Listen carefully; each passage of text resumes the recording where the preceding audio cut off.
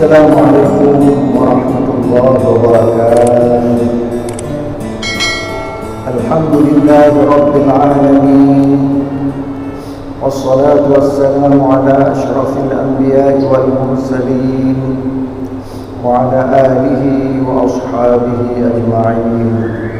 Allahumma salli ala sayyidina sayyidil anbiya'i wal mursalin wa ala alihi wa ashabihi ajma'in. Ibadallah, hadirin hadirat peserta halaqah maghrib di Masjid Raya Baitur Rahman yang kita cintai ini, marilah kita panjatkan puji dan syukur kepada Allah Subhanahu wa ta'ala yang selalu memberikan nikmat dan karunia-Nya kepada kita semua, di antaranya kesempatan hidup yang diberikan oleh Allah kepada kita hingga hari dan detik sekarang ini. Allah memberikan juga kepada kita kesehatan.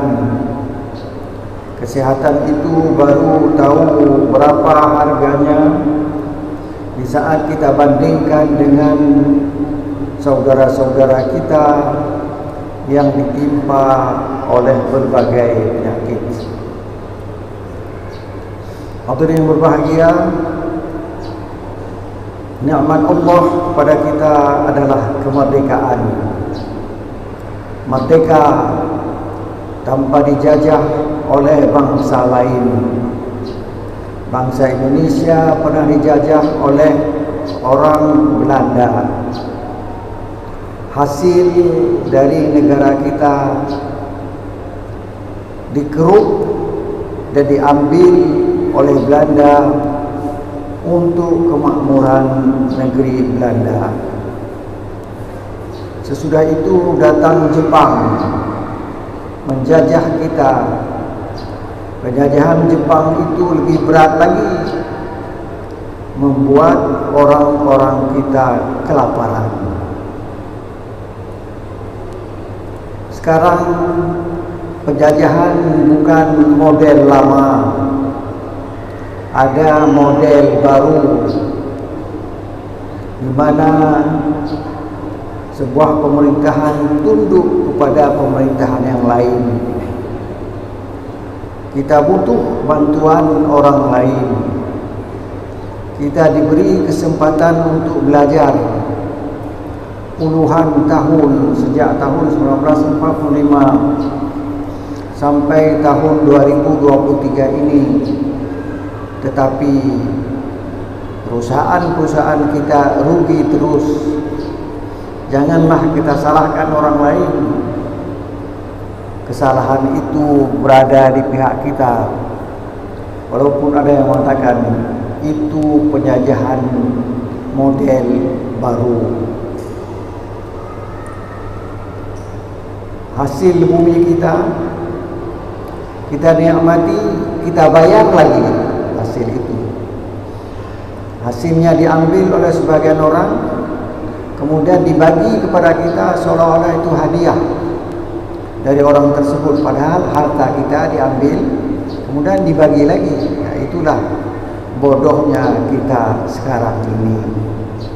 Kebodohan itu tidak kita salahkan orang lain, dan orang ingin banyak orang bodoh agar bisa dikerjain. Marilah kita belajar.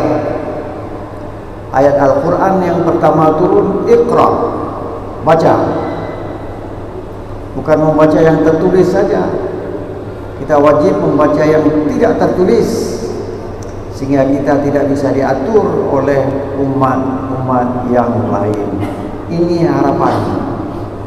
Saya mengharapkan demikian.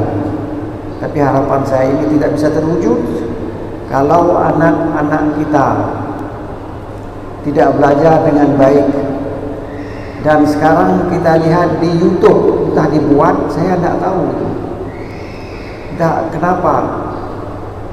Anak-anak saling berkelahi. Itu diperlihatkan di YouTube. Satu orang anak dikerjain oleh teman-temannya sampai dipukul, sampai pingsan dan sebagainya. Apa itu yang terjadi betul-betulan atau itu rekayasa? Atau itu ada pesan-pesan sponsor dari orang-orang yang menginginkan kita tetap bodoh, bisa dijajah secara penjajahan model sekarang ini. Marilah kita belajar bersama agar hal tersebut tidak terjadi lagi di negara kita yang sudah merdeka sejak 1945 dan sampai tahun sekarang ini. Hadirin hadirat yang berbahagia, marilah sambil kita duduk beriktikaf, sambil kita menunggu tibanya waktu Isya, kita bacakan beberapa potong ayat suci Al-Quranul Karim yang termaktub dalam surat An-Nahl, yang pada malam ini telah sampai pada ayat 118. An-Nahl 118 yang berbunyi, A'udzu billahi minasyaitonir rajim. Wa 'alal ladzina hadu harramna ma qasasna 'alaika min qabl wa ma zalamnahum walakin kanu anfusahum yadhlimun. Kepada orang Yahudi kami haramkan apa yang telah kami jelaskan sebelumnya. Kami tidak menzalimi mereka, tetapi mereka yang menzalimi diri mereka sendiri. Itu firman Allah. Kira-kira demikian terjemahannya. Hadirin berbahagia, di ayat sebelumnya Allah menjelaskan, innama harrama alaikumul maitata waddama wa lahmal khinziri wa ma uhilla li ghairillahi bih. Hanya saja Allah mengharamkan kepadamu, atasmu wahai orang Islam, untuk tidak makan bangkai. Bangkai itu haram untuk dimakan. Waddam, dan juga darah tidak boleh dimakan oleh orang Muslim. Walahmal khinzir, daging babi, tulang babi, sumsum babi, sama semua tidak boleh dinikmati oleh orang Islam. Wa ma uhilla li ghairillahi bih, yang disembelih bukan atas nama Allah tapi atas nama dewa, itu tidak boleh orang Islam memakannya. Sebelumnya di ayat Al-Maidah ayat 3 lebih banyak lagi, hurrimat alaikumul maitatu, diharamkan kepadamu bangkai, dam, darah, lahmal khinzir, daging babi, otak babi dan sebagainya. Wa ma uhilla li ghairillahi bih, yang disembelih bukan atas nama Allah. Wal munkhaniqah, munkhaniqah itu seekor kambing yang dicekik sampai mati, tak boleh dimakan. Kemudian apa lagi? Wal mauquzatu, yang dipukul banyak. Wal mutaraddiyatu, yang jatuh dari atas ke bawah lantas mati, tidak boleh dimakan. Dan terus menerus yang lain itu dijelaskan sampai 11 jenis. Di ayat ini hanya dijelaskan 4 jenis. Hadirin berbahagia, orang kafir tidak mengikuti perintah Allah, berbeda dengan kita. Kalau darah itu haram, kita tidak tanya kenapa haram. Ya, saya mau makan sedikit saja, tak apa-apa. Saya mau begini, tak apa-apa. Tidak. Kita kalau sudah dibilang oleh Allah haram, ya haram. Siapa yang bilang? Pencipta babi dan pencipta kita. Allah itu menciptakan manusia, menciptakan babi, menciptakan anjing, menciptakan seluruh makhluk. Dia mengatakan ini boleh kamu makan, ini tidak boleh. Dia memberi petunjuk kepada kita. Mau ikut? Silakan. Tak mau ikut? Rasa sendiri. Misalnya ada peraturan lalu lintas. Kalau kalian merasa ngantuk, jangan nyetir mobil lagi. Begitu kan? Maka berhentilah, tidur sebentar di pinggir jalan, atau cari tempat yang cocok untuk berehat di pom bensin misalnya. Tapi kita tidak mau ikut. Mobil-mobil kita yang bawa kita mau bawa terus. Apa akibatnya? Ketabrak dengan mobil lain, atau jatuh ke lumpur, atau itu seseorang yang tidak mengikuti peraturan yang telah diatur. Peraturan itu untuk keselamatan kita, tapi kita tidak mengikutinya. Jadi yang diharamkan itu ditambah-tambah oleh orang jahiliyah.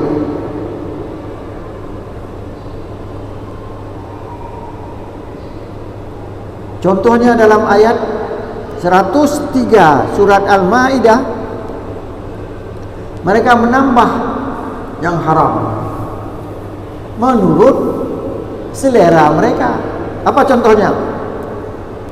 Ma ja'alallahu min bahiratin wala sa'ibatin wala wasilatin wala hamin. Tidaklah Allah mengharamkan bahirah. Apa bahirah? Unta betina yang telah beranak 5 kali dan anak kelima jantan. Di seekor unta betina beranak 5 kali dan anak terakhir jantan. Yang 4 itu boleh jadi bukan jantan, bukan.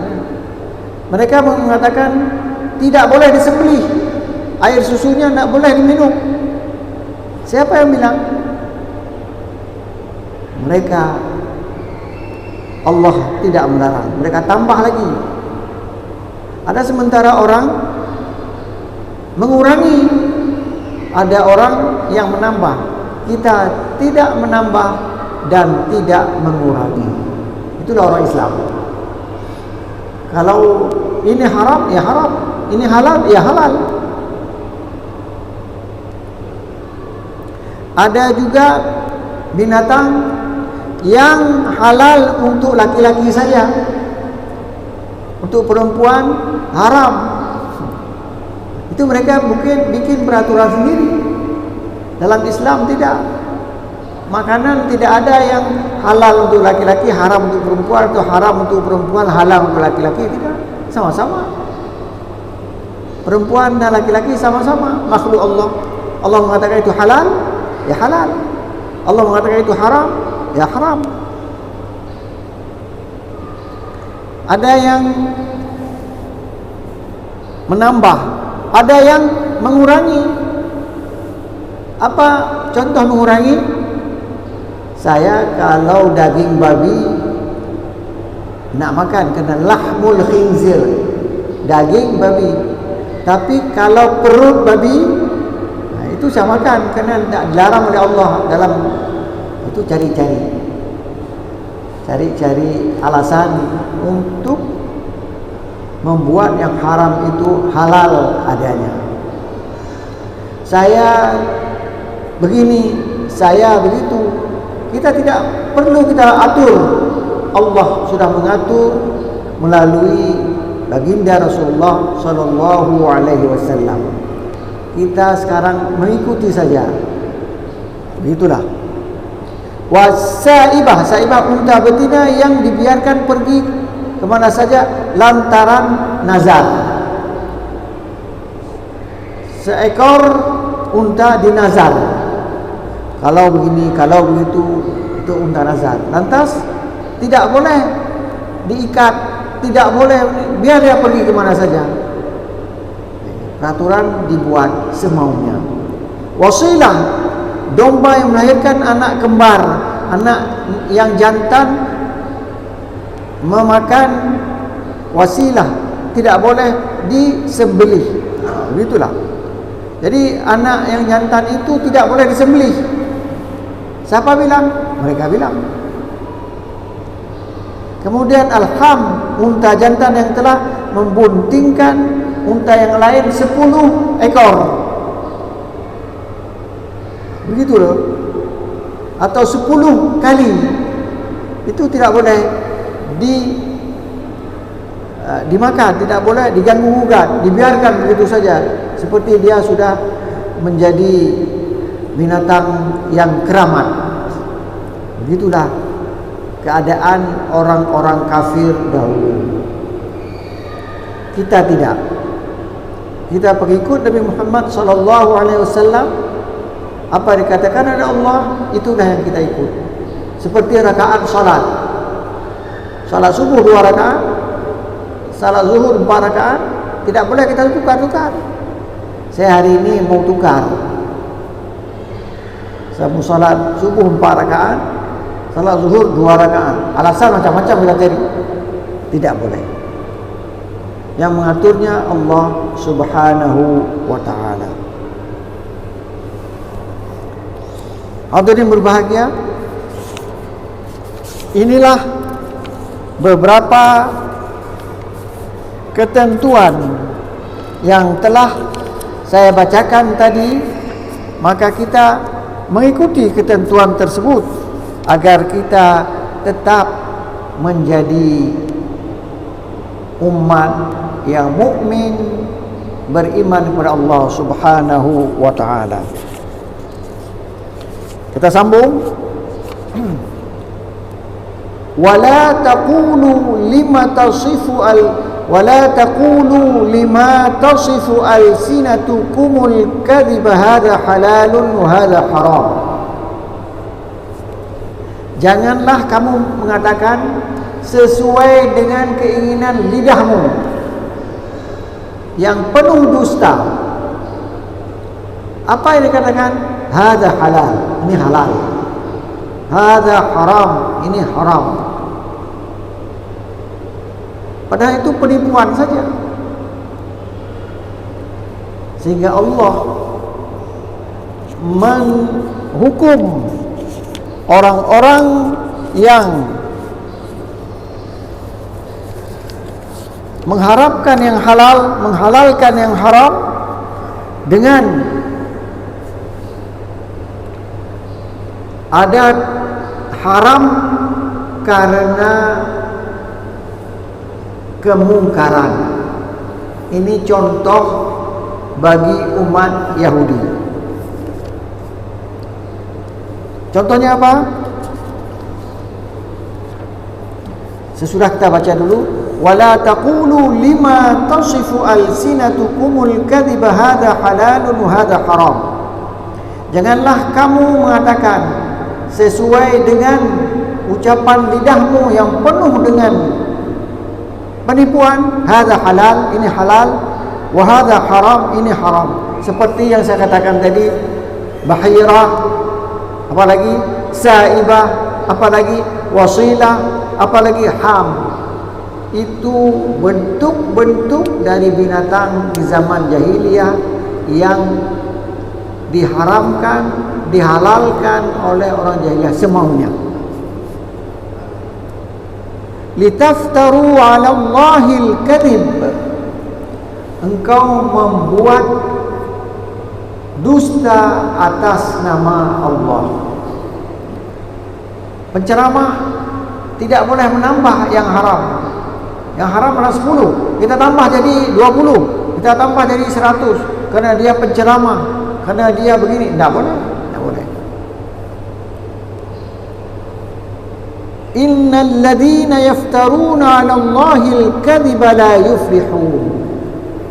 Orang yang menipu atas nama Allah la yuflihun, tidak akan menang. Menang di sini adalah menang di dunia dan menang di akhirat. Kadang-kadang orang menang di dunia ini, tapi di akhirat dia masuk neraka. Untuk apa? Kehidupan di akhirat jauh lebih lama dibandingkan dengan kehidupan di dunia ini. Kemudian mata'un qalil, yang mereka dapat di dunia ini walaupun banyak sekali, qalil, sedikit. Kenapa dikatakan qalil? Karena waktu kita menikmati itu terbatas. Taruhlah 90 tahun atau 100 tahun, lebih itu sudah kita dipanggil pulang. Mau pulang atau tidak, kalau sudah dipanggil harus pulang. Mata'un qalilun walahum adzabun alim.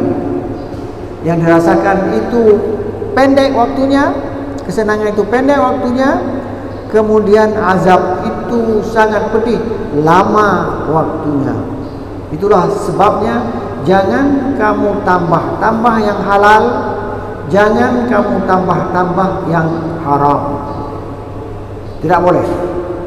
Kita ikut saja apa perintah Allah Subhanahu wa ta'ala. Wa khulasatul qaul, pendek kata, la tuhallilu wa la tuharrimu limujarradi wasfi alsinatukumul kadhib. Jangan kamu katakan ini halal, ini haram gara-gara lidahmu itu.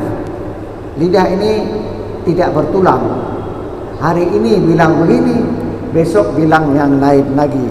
Jangan ikutlah firman Allah yang termaktub dalam Al-Quran dan hadis Nabi yang ditulis dalam kitab-kitab hadis. Itu kita ikuti.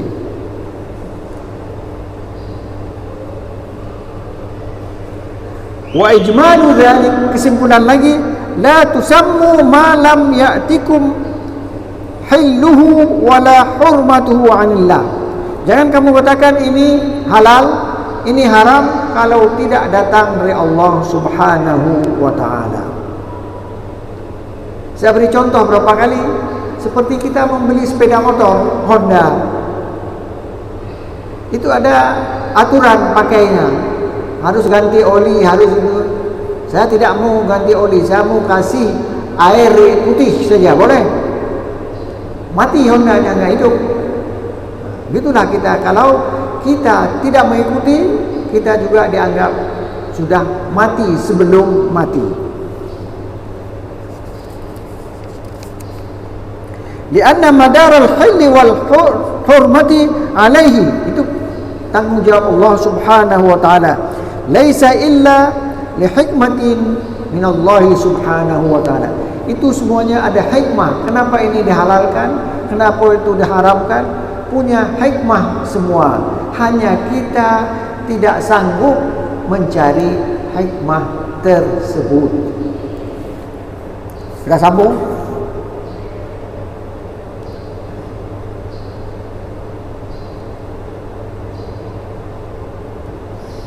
An Abi Nadhrah, salah seorang sahabat Nabi, berkata, qara'tu hadhihi al-ayah fi surah an-nahl falam azal akhafu al-fatya ila yaumi hadha.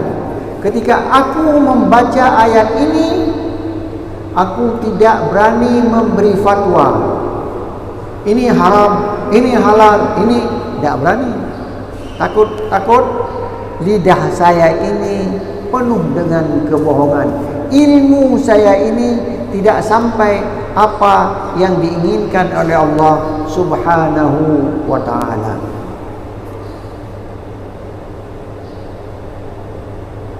fa kullu man afta bi khilafi ma fi kitabillah wa sunnati rasulillah li jahlihi bima fihima faqad dhalla wa adall.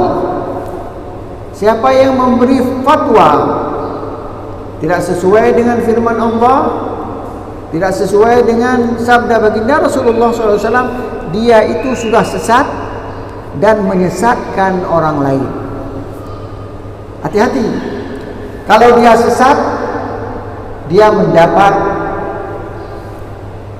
azab dari Allah. Kalau orang lain sesat, orang lain mendapat azab dari Allah dan azab kepada orang yang menyesatkan itu. Jadi azabnya itu mengalir kepada orang yang menyesatkan. Jadi hati-hati sekali kita mengatakan ini haram, ini halal.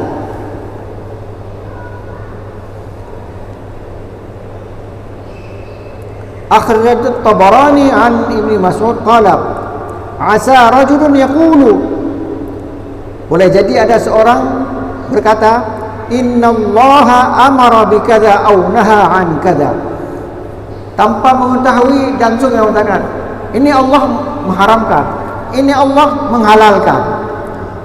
Kata Ibnu Mas'ud, fa yaqulullah azza wa jalla kadzibta, kamu bohong, kamu enggak tahu dari saya, dari Allah, dari Rasul, tapi kamu berani mengucapkan sebuah fatwa ini halal, ini haram. Aw yaqulu inna Allah harrama kadza aw ahalla kadza fa yaqulu Allah lahu kadzibta. Sama seperti tadi juga, yang mengatakan ini halal, ini haram, Allah mengatakan kadzibta, kamu berdusta.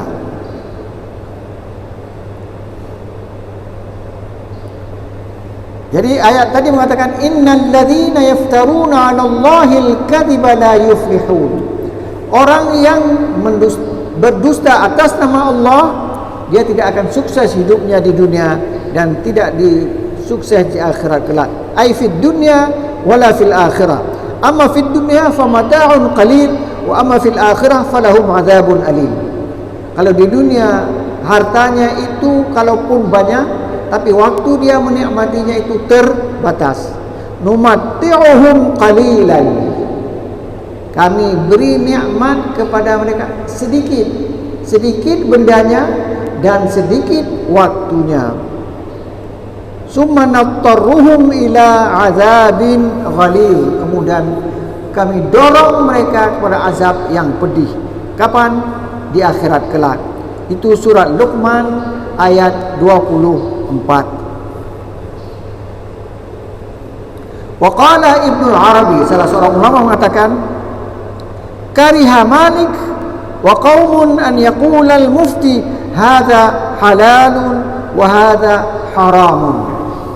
Imam Malik tidak berani mengatakan kalau tidak ada ayat Al-Quran dan tidak ada sunnah Nabi dan tidak ada qiyas dan sebagainya, ini halal, itu haram. Tidak berani. Padahal kepintaran Imam Malik dengan kita bagaikan bulan dengan bumi ini jauhnya, tapi beliau takut sekali. Wa inna ma yuqalu dzalika fima nassallahu alaih. Dia berani mengatakan kalau ada nas, teks, ini halal, ini haram. Siapa bilang? Ini teks ini, bukan saya. Begitu. Wa yuqalu fil masailil ijtihadiyah, dia berkata pada masalah-masalah ijtihad yang tidak jelas haram itu, inni akrah, saya benci, saya tidak suka itu. Itu berarti dia tidak mau mengerjakan itu. Boleh jadi haram, boleh jadi makruh. Demikian adab seorang ulama. Bukan langsung saja kalau sudah dibilang begini langsung ini haram, ini halal, semaunya, tidak boleh. Biasa kalau orang bertanya pada kita, menurut saya begini, tetapi kata putus tanya lagi pada orang yang lebih pintar dari saya. Jadi kita tidak memutuskan langsung apa keputusan tersebut. Wa 'alal ladzina hadu harramna ma qasasna 'alaik min qabl. Dan kepada orang-orang Yahudi kami haramkan apa yang telah kami ceritakan kepadamu sebelumnya. Apa? Wa 'alal ladzina hadu harramna kulladzi zufur. Kepada orang Yahudi diharamkan binatang yang berkuku. Ini cerita agama Yahudi. Siapa cerita? Allah. Di mana ceritanya? Dalam Al-Quran. Wa minal baqari wal ghanami harramna 'alaihim syuhumahuma. Mengenai bakar, lembu, ghanam, kambing, kami haramkan kepada mereka untuk menikmati lemak dari kedua binatang tersebut. Illa ma hamalat zuhuruhuma, kecuali yang melekat di di tulang belakang kambing dan lembu. Kenapa sampai demikian diharamkan? Rupanya ini adalah ganjaran yang diberikan kepada orang Yahudi karena mereka berbuat salah. Mereka menyembah selain Allah Subhanahu wa taala. Fa bi zulmin minal ladzina hadu harramna 'alaihim thayyibat uhillat lahum. Karena mereka buat zalim, mempersekutukan Allah, maka diharamkan kepada mereka yang baik-baik yang dinikmati oleh umat yang lain. Umat Islam menikmatinya, orang Yahudi tidak boleh menikmatinya. Itulah aniaya, itulah azab yang diberikan kepada orang yang menzalimi orang yang lain. Itu contoh saja agar kita tidak mengeluarkan fatwa semau kita kalau kita tidak tahu dari mana sumbernya. Marilah kita terus belajar agar kita selamat di dunia dan selamat di akhirat kelak. Ini bukan menakut-nakuti. Al-Quran mengatakan demikian. Contohnya orang Yahudi. Sekian dan terima kasih. Wassalamualaikum warahmatullahi wabarakatuh.